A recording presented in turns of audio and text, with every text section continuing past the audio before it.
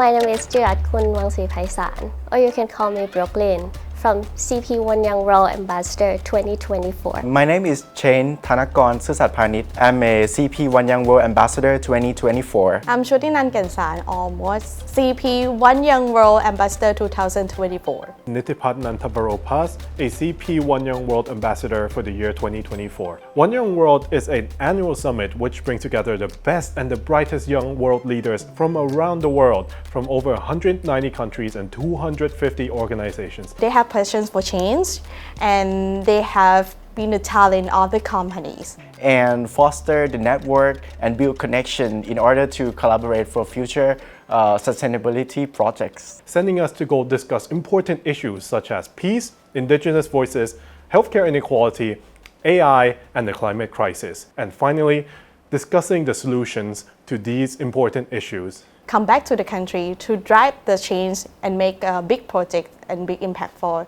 their interested topic. I think it's a great opportunity from CP who sponsor us to be able to join the event. It was a really wonderful opportunity and we have connected a lot of people there.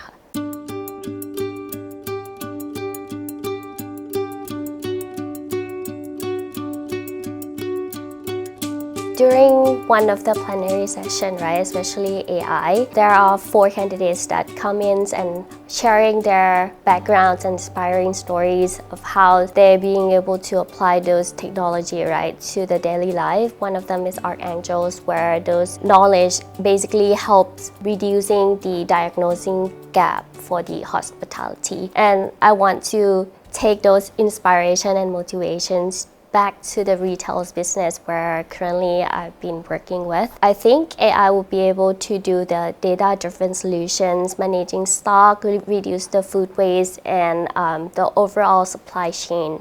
It will be able to predict those information and share the solution for the overall project accordingly. By this AI-driven solution, right, I hope to improve the food waste and supply chain, and we'll be able to achieve zero food waste 2024 based on CPG visions in the future.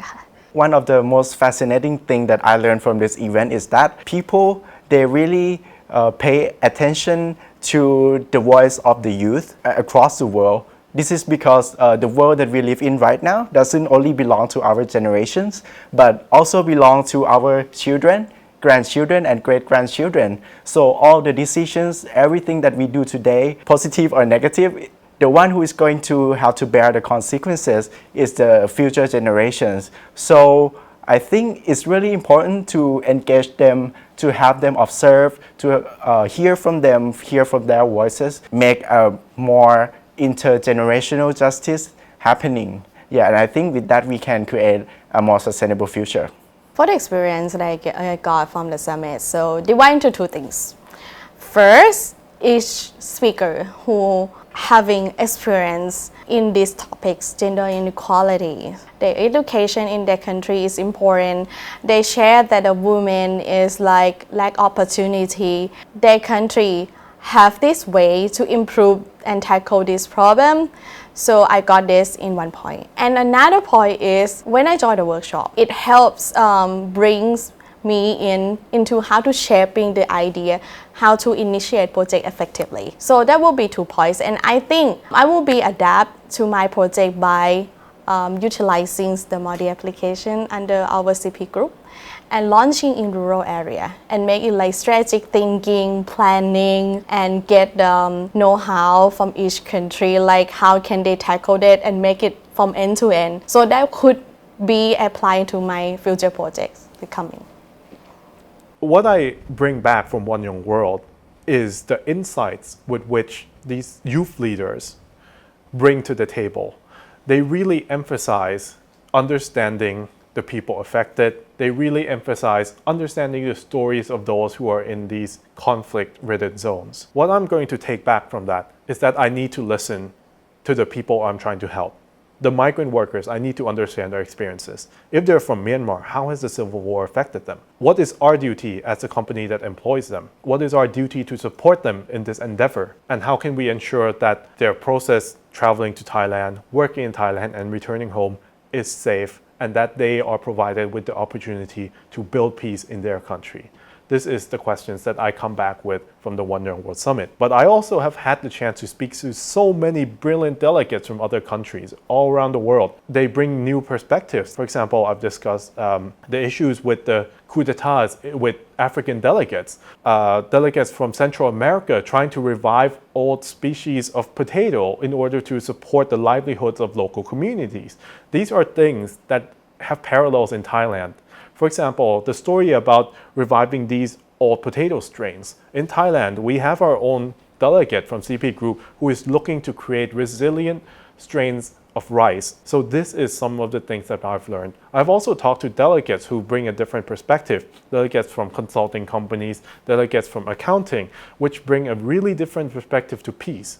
So how can the finances of a company affect peace? How can the finances of a country affect peace? So these are the things that I was able to speak to and discuss with these fellow delegates. And finally, the youth leaders that spoke at the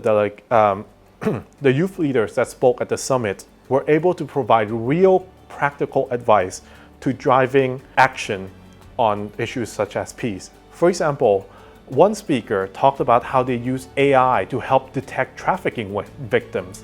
Like, for example, examining their social media, how long they've been missing, and then this data, which is typically used and scraped by companies in order to make specific advertising, is now instead used to understand the potential risks to them. Where have they been taken? Where are they going? And this big data is that instead of being used for advertising, is thus used to save lives all over the world today from human trafficking. So from these delegates and these speakers, I have learned a better understanding on things like their situation, their own circumstances, but also real practical advice that I can use in my own work.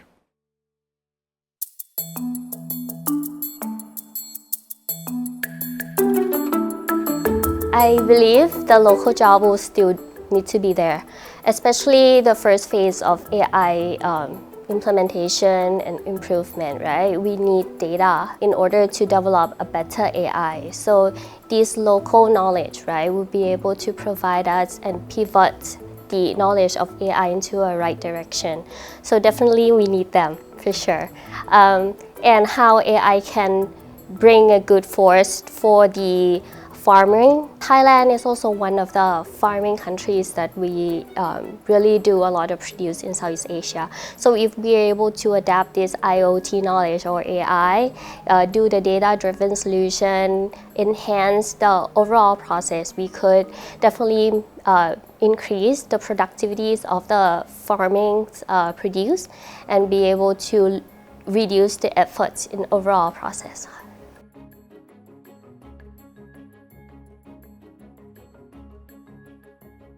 We need the food production system that is climate friendly and also climate resilient.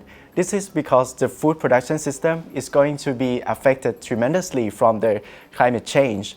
For example, more flooding, more drought, that's going to affect the productivity of the entire food production system.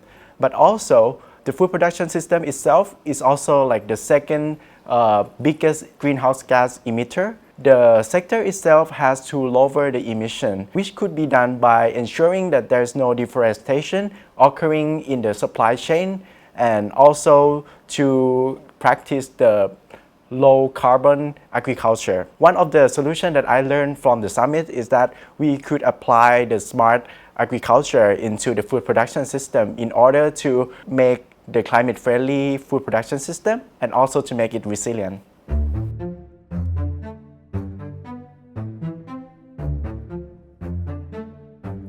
Gender inequality in healthcare is a big issue in Thailand. It's another issue that we need to be focused.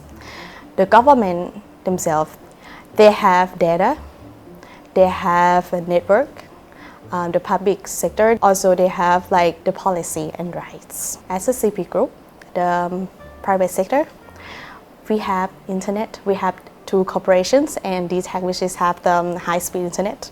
And we have more the application which is a telemedicine application. I think the government as the public sector and us, the CP group, as a sample, who is the private sector, should collaborate each other and initiate the project to help solve these problems and address this problem and also expanding the nationwide. In summary, citizens have the problems, government they have network and data, and us as a private sector, CP group, we have technologies and know-how. So this should be correlated and work together.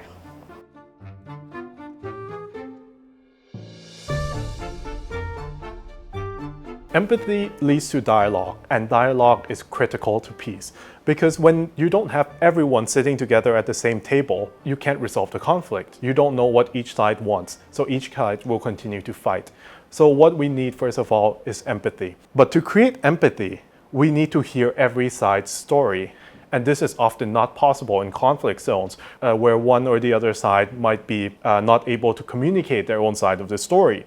This is a critical issue and one of the issues that One Young World is trying to solve. By providing a platform for a lot of youth leaders affected by these conflicts, they are giving them a platform to tell their story, to tell their side of the story, such that everyone around the world, the other youth leaders there, the world leaders there, can hear what they're going through, what they need, and what they think can help to solve the conflicts. By first establishing dialogue, we give them an opportunity to speak their stories. And having gone to this summit and hearing a lot of these stories, I myself have developed a greater empathy for those people affected by conflicts, whether it's the conflicts against the rebels and gangs in Central and South America, whether it's the current conflict in Ukraine and Russia, in the Middle East, in Gaza, in Palestine. These are the stories that people need to hear so that they know and they understand what people are going through, and so that they can understand the pressing need for peace.